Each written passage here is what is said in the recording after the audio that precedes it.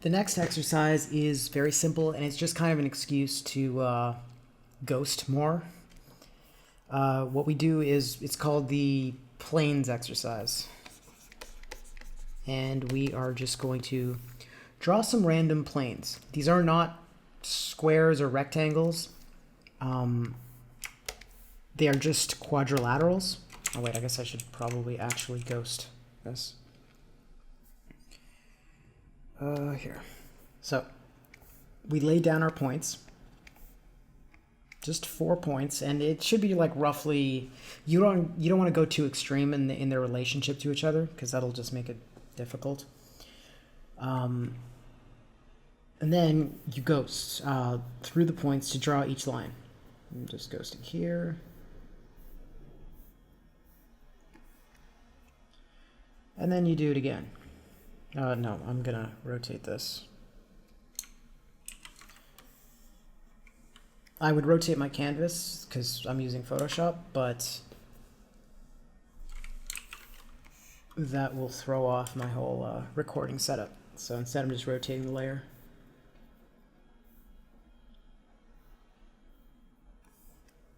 Remember, always draw from your shoulder when you're ghosting the stuff.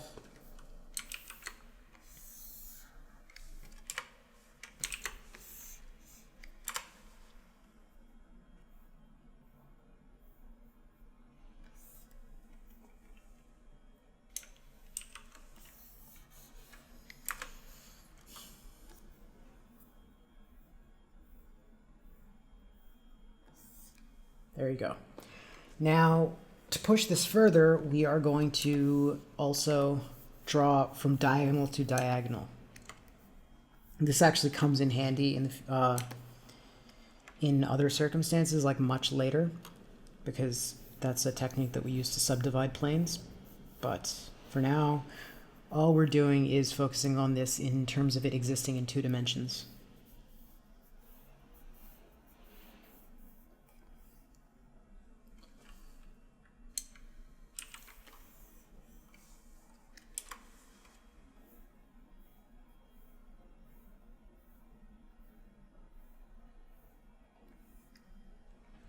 It's not bad.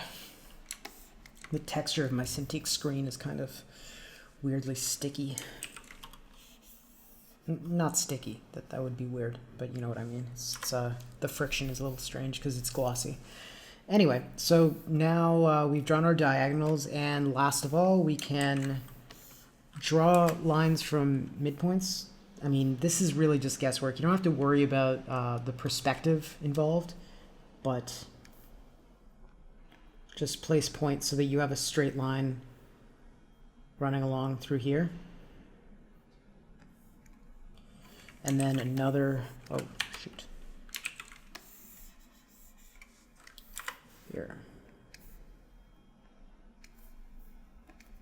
And just getting used to the habit of this is actually quite handy, because like I said, it actually does end up being very useful when you're getting into perspective drawing.